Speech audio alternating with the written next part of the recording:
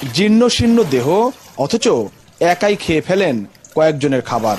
ভম্বলকে তাই ঠিক মতো খেতে দিতে পারেন না পরিবারের সদস্যরা। বিভিন্ন সামাজিক অনুষ্ঠানে গেলেই কেবল তার খাওয়া হয় পেট ভরে। ও ৩-৪ জনের খাবার খায়।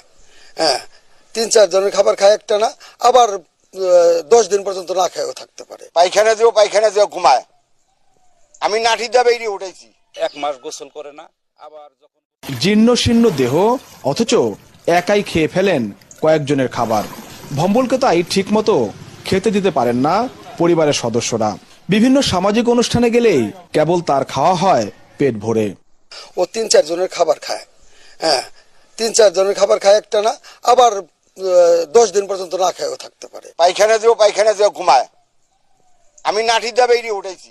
1 মাস গোসল করে না। আবার যখন জীর্ণ শীর্ণ দেহ অথচ একাই খেয়ে ফেলেন কয়েকজনের খাবার।